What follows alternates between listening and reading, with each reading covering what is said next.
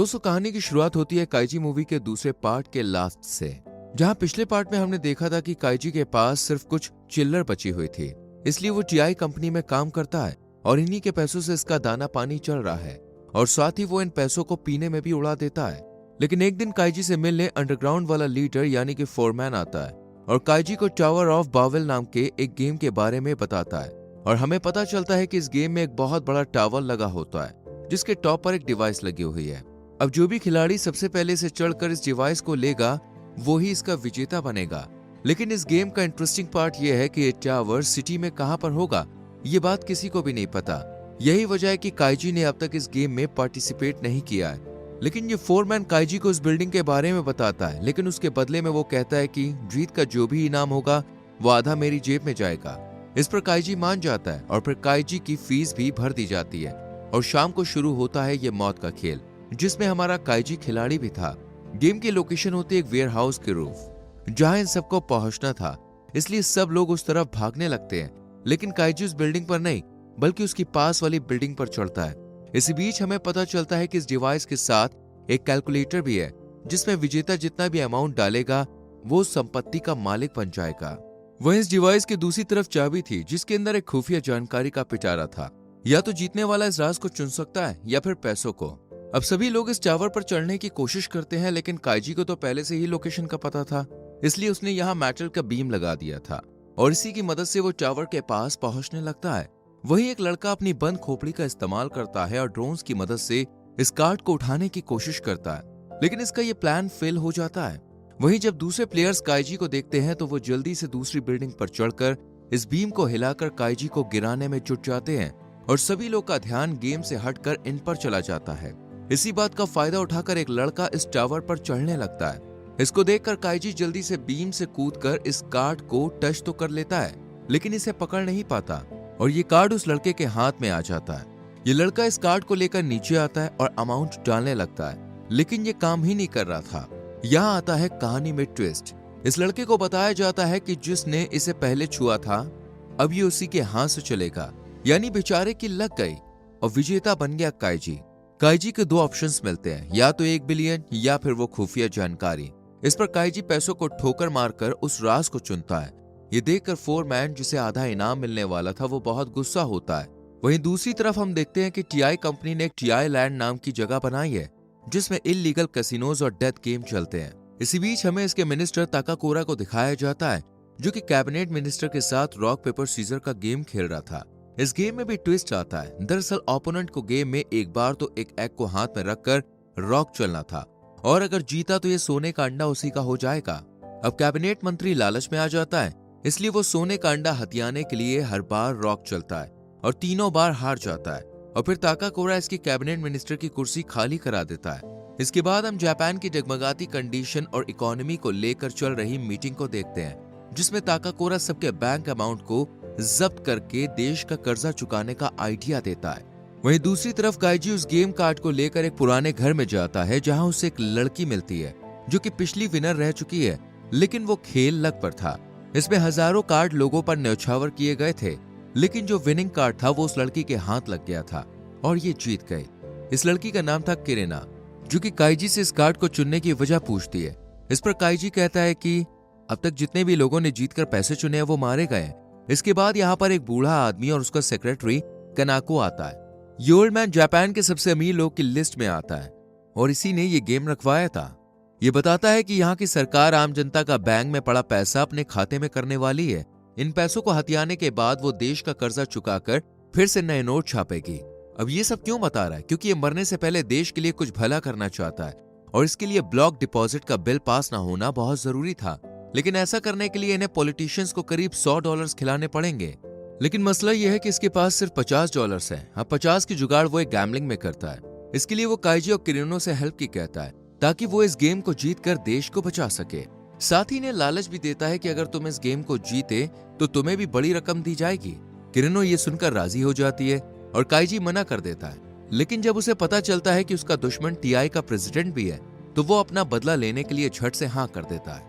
इसके बाद ये दोनों कनाको के साथ टीआई लैंड में जाते हैं और यहाँ पे हमें पता चलता है कि ये लोग फाइनल जजमेंट जो कि सबसे बड़ा गेम है उसे खेलने वाले हैं। इसमें जो प्लेयर्स होते हैं वो अपनी सारी जमा पूंजी लगाकर उसे गोल्ड में बदल देते हैं और आखिर में जिसका भी पलड़ा भारी होता है वही इस गेम का विजेता बनता है।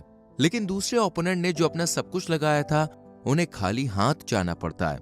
इस गेम में प्लेयर्स अपने मिलने वाले की हेल्प ले सकते हैं और चाहे तो इनके रिलेटिव्स इनकी जीत पर अपना पैसा भी लगा सकते हैं। और असली गेम भी यही होता है कि किसके साथ ज्यादा सपोर्टर्स खड़े हैं।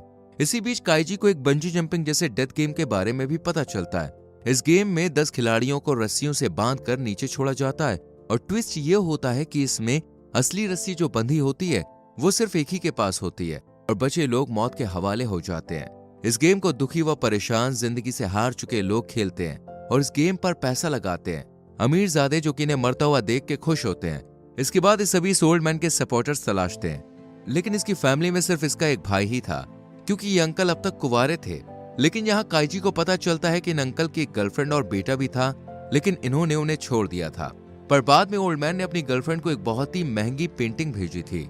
ये सुनकर काइजी जब पेंटिंग को ढूंढने जाता है तो उसे वही लड़के मिलते हैं जिन्हें काइजी ने पिछले गेम में हार का मजा चखाया था।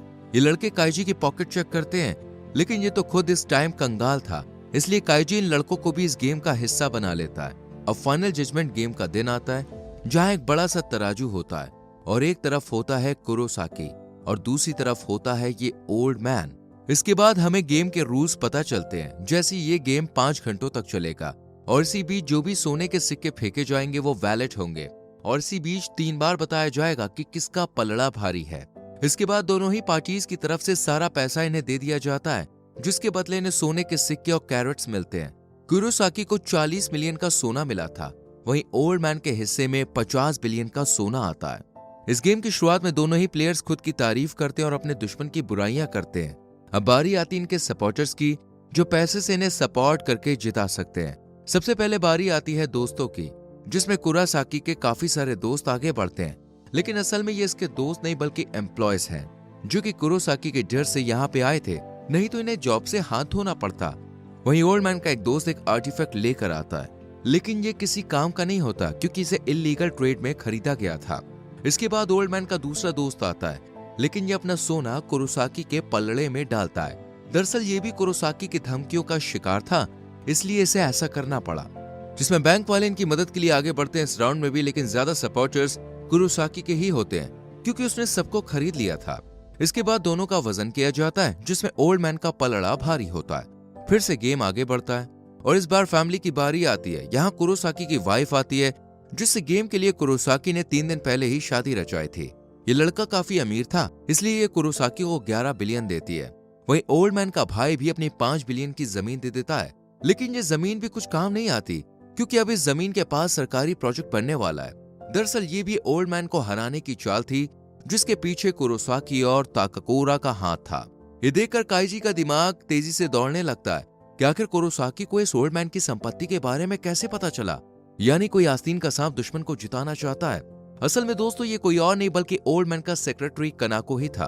कनाको यहाँ वही पेंटिंग लेकर आता था जो ओल्ड मैन ने अपनी गर्लफ्रेंड को भेजी थी। असल में कनाको ही ओल्ड मैन का बेटा है, जिसकी माँ को ओल्ड मैन ने छोड़ दिया है और अब वो इसका बदला ले रहा है। कनाको इस पेंटिंग को देता है ताकि ये कुरोसाकी की हेल्प कर सके, लेकिन इस पेंटिंग की इन्हें कोई कीमत नहीं मिलती, लेकिन हाँ इसके फ्रेम के लिए एक फूटी कौड़ी जरूर मिलती है। ये देखकर कुरोसाकी का पारा एकदम गर्म हो जाता है। यहाँ ओल्ड मैन बताता है कि मैंने ही ये पेंटिंग तुम्हारी माँ के लिए बनाई थी और तुम्हारी ये गलतफहमी है कि मैंने तुम्हारी माँ को छोड़ दिया है। ये सुनकर कनाको को अपनी गलती का एहसास होता है और जोश में कनाको इस फूटी कौड़ी को ओल्ड मैन के साइड फेंकता है, लेकिन वो घड़ी में अटक जाती है। अब जब दोनों का वजन किया जाता है तो इस बार कुरोसाकी का पलड़ा भारी होता है। इसके बाद बारी आती है फैंस की। फैंस भी अपना दिमाग लगाते हैं और कुरोसाकी के पलड़े में सिक्के फेंकने लगते हैं, क्योंकि कुरोसाकी जीता हुआ नजर आ रहा था और अगर वो जीता तो इन्हें डबल सिक्के मिलेंगे। काइजी फैंस को देखकर समझ जाता है कि ऐसे ओल्ड मैन नहीं जीत पाएगा, उन्हें जीतने के लिए करीब 10 बिलियन की जरूरत है। काइजी ने ओल्ड मैन से अपने 1 बिलियन रखवाए थे, उन्हें मल्टीपल करने के लिए वो कैसीनो की तरफ जाता है, लेकिन सभी कैसीनोज बंद होते हैं। लेकिन तभी उसे एंडो मिलती है, जो कि पहले पार्ट में उसके पैसे लेकर फरार हो गई थी। एंडो कहती है कि अभी बीजिंग जंपिंग का गेम ही चालू है। ये भी कुरोसाकी की चाल थी ताकि इस गेम में काइजी मारा जाए, पर एंडो यहाँ काइजी को जीतने का राज बता देती है, जिसे सुनकर काइजी गेम की तरफ दौड़ पड़ता है। लेकिन ना यहाँ कोई प्लेयर था और ना ही ऑडियंस। ऐसे में अगर काइजी इस गेम को जीत जाता तो उसे 1 बिलियन के बदले 10 बिलियन मिल सकते थे। अब काइजी को एक नंबर चुनना था, लेकिन अगर वो सही चुन भी लेता तो ये लोग उसे बदल देते। इसलिए कनाको पावर रूम से ब्लैक बॉक्स की पावर कट कर देता है ताकि कोई नंबर ना चेंज कर सके। यहाँ ऑपरेटर बात करते हैं कि अगर काइजी ने गलत नंबर चूज किया तो मारा जाएगा, लेकिन सही नंबर 9 चुना तो ये जीत जाएगा और कुरोसाकी का पैसा मारा जाएगा। यानी दोनों में ही इनका फायदा था। किरुनो काइजी को 9 सही नंबर बता देती है। वहीं कुरोसाकी फैन से सिक्के डालने से मना करता है क्योंकि वो जीत गया था, क्योंकि उसका पलड़ा भारी था और फिर टाइम भी खत्म हो गया था। कुरोसाकी को जीता हुआ देख ओल्ड मैन को हार्ट अटैक आ जाता है, लेकिन इतने में ही काइजी 10 बिलियन लेकर आ जाता है। कुरोसाकी पूछता है कि तुम वो गेम कैसे जीत गए।